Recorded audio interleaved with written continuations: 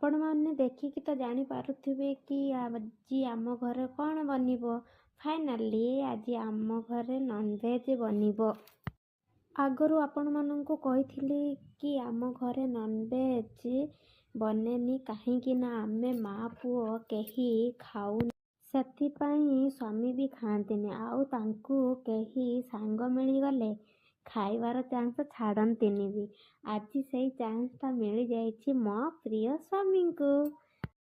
ତାଙ୍କର ଜଣେ office staff କହିଛନ୍ତି ସରଜି ଚିକେନ୍ ବନେଇକି ଆଣିବ ତ। ଏତିକି ଶୁଣିକି ତ ସ୍ୱାମୀ ମୋର ସକାଳୁ ଉଠିକି ଚିକେନ୍ ଆଣି।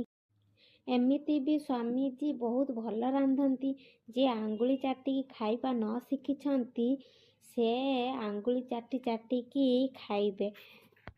ମୋ କଥା ଆପଣମାନଙ୍କୁ ମିଛ ଲାଗୁଥିବ କାହିଁକି ନା ଆପଣମାନେ ତାଙ୍କ ରନ୍ଧା ଖାଇନାହାନ୍ତି। କିନ୍ତୁ ତାଙ୍କ ପ୍ରୋସେସ୍ର ଥରେ ବନେଇକି ଖାଆନ୍ତୁ ତାପରେ ମୋତେ କମେଣ୍ଟ କରିକି କହିବେ। ସେ କେଉଁ ମସଲା ଏଡ୍ କରନ୍ତି ଜାଣିବାକୁ ଚାହୁଁଥିଲେ କମେଣ୍ଟ କରିବେ। ମୁଁ ରେସିପି ବାଲା ଆଉ ଗୋଟେ ଭିଡ଼ିଓ ଆପଣମାନଙ୍କ ପାଇଁ ବନେଇଦେବି। ଏଠି ଚିକେନକୁ ମ୍ୟାରିନେଟ୍ କରି ରଖିଥିଲେ ଦହି ହଳଦୀ ଲୁଣ ଆଉ କ'ଣ ମସଲା ପଡ଼ିଛି ମୁଁ ତ ଜାଣିନାହିଁ।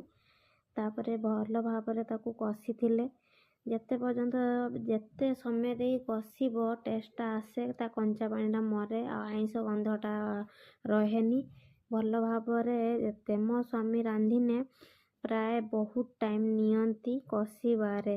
ଆମର ଯେଠି ଅଧଘଣ୍ଟେ ଲାଗେ ତାଙ୍କର ସେଠି 1.5 ଘଣ୍ଟା ଖଣ୍ଡୁ ଲାଗେ ଭଲ ଭାବରେ। ଦେଖନ୍ତୁ ମସଲା ମାଂସ ତେଲ ପୁରା ଛାଡ଼ିଦେଲାଣି ପୁରା ଲାଲ ଲାଲ। ତା କଲର୍ ବି ଦେଖନ୍ତୁ କେମିତି ଲାଲ ଲାଲ ହେଇସାରିଛି।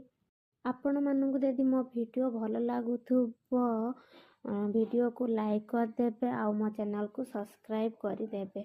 ଏଠି ଭଲ ରକମ ମସଲା କଷି ସାରିଲା ପରେ ଗରମ ପାଣି କରିକି ଢାଳି ଦେଇଛନ୍ତି। ତାପରେ ଫୁଟିଗଲା ପରେ ଭଲ ଭାବରେ ତାକୁ ଫୁଟେ। ପାଣିଟାକୁ ଯେତେ ଫୁଟିବ ସେତେ ଟିକେ ଏକ୍ସଟ୍ରା ପାଣି ଦେଇଦେବେ ଫୁଟିକି ଯେମିତି ମରିଯିବ। ସେମିତି ନୁହେଁ ଯେ କମ୍ ପାଣି ଦେଇଦେବେ ଅଳ୍ପ ସମୟ ଫୁଟେଇବେ ସେମିତି ନୁହେଁ। ଯେମିତି ଭଲ ଭାବରେ ଫୁଟିଯିବ। ଦେଖନ୍ତୁ ଏଠି ଭଲ ଭାବରେ ଫୁଟିଯାଇଛି। ଯେଉଁମାନେ ଚିକେନ୍ ଖାଉଛନ୍ତି ସତ କହିବେ କଲର୍ ଦେଖି ଜଣାପଡ଼ୁଛି ନା ଟେଷ୍ଟି ବୋଲି।